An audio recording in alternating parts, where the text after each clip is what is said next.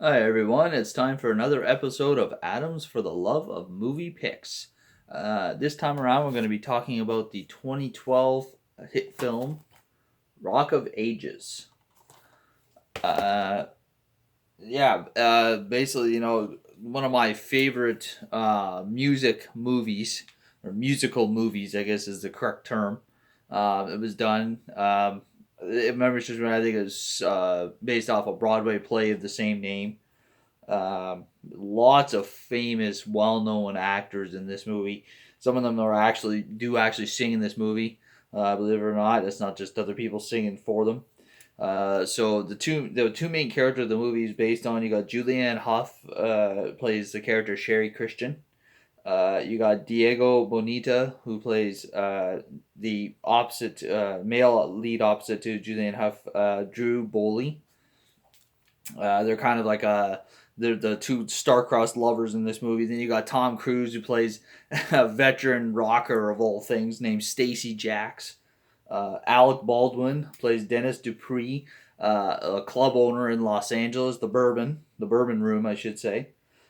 You've also got Russell Brand, who plays Lonnie, who is kind of his partner and his gay lover in the movie. It's kind of interesting aspect to it. So yeah, the other one that's in it that you might recognize, you've got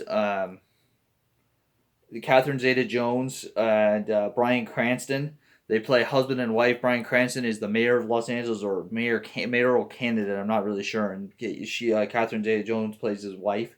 And of course, you got the legendary Paul Giamatti playing Paul Gill, who is Stacey Jackson's manager, of all things. The only other one that you might recognize, he doesn't have much of a role, but he's well known. At least I know him. His name is Kevin Nash. He plays one of Stacey Jackson's bodyguards.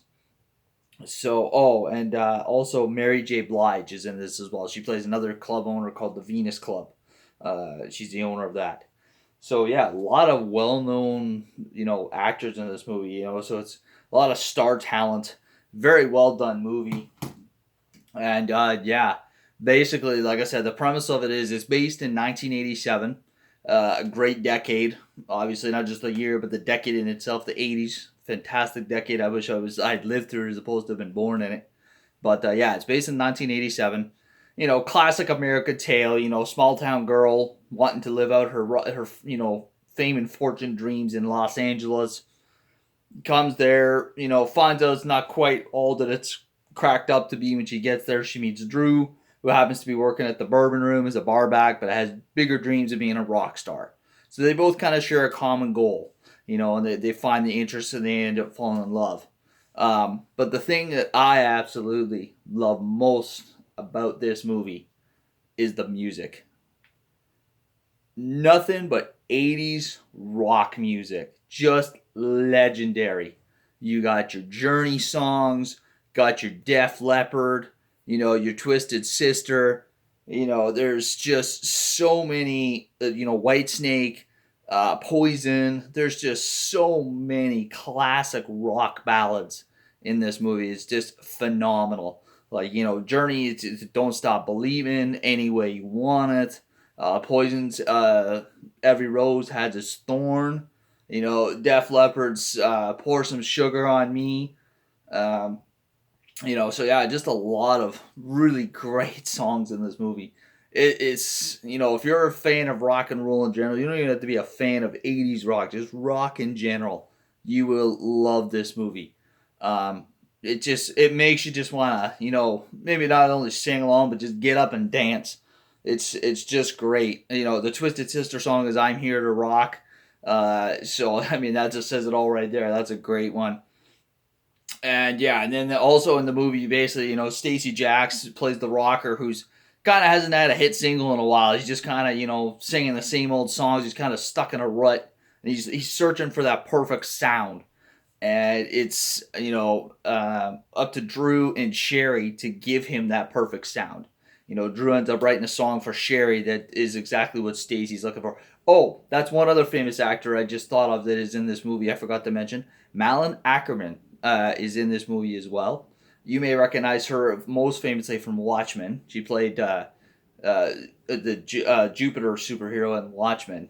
She ends up actually being Stacey Jax's love interest. She's a reporter for Rolling Stone, does an article on Stacey Jax that kind of just holds a mirror up to him, makes him realize Paul Gill is the sleazy manager. He's just been kind of doping him up with $1 million record deals and chicks and booze and everything, and just basically kept him his career asleep and almost drove it right off a cliff. And she just kind of writes this article that opens up, puts the mirror up to him and makes him realize that he hasn't, that he needs to wake up and ditch Paul and do his own thing. And he kind of has never had anybody like that in his life telling him what he needs to hear at this moment. So yeah, he kind of falls in love with that, and they kind of do their own thing. Yeah, and then of course Patricia Whitmore, who is Catherine Zeta-Jones' character, as well as Bryan Cranston's character, Mike Whitmore, who's the mayor. I can never get it straight. If it's a mayor or mayoral candidate, trying to shut down the Bourbon Room. Mike Whitmore's trying. He kind of got like a clean up the strip initiative. It's kind of like he's looking at it from a mayor standpoint, whereas the wife, she's kind of saying that's what it is, but she's got a hidden agenda going on that you kind of find out later on in the movie. If you haven't seen it already, I won't mention what it is. And yeah, just a great movie. The music, like I said, is phenomenal. The acting is on point. The storyline makes sense. It's easy to follow. Great movie. Rock of Ages. Haven't seen it. Check it out. Highly recommend it. One of my favorite movies of all time. Not just as a musical movie, but just as a movie in general. Great movie. You can pretty much find it in any place that sells movies. Don't know if it's available on any streaming platform, but I'm sure you could find out. Check it out. See if it is. So yeah, Rock of Ages. Age-wise, I would say 14A. I wouldn't recommend it for anybody at the age of 14. It deals with some serious adult content. It's a mention of drugs. I don't know if anybody's actually doing drugs. A lot of sexually suggestive themes in this one, and some language as well as alcoholism. So yeah, under the age of 14, I wouldn't recommend it. Anybody over 14, great movie, worth a watch. Check it out, and yeah, Rock of Ages. And we'll see you in the next one, folks. Take care. Have a good night. See you then.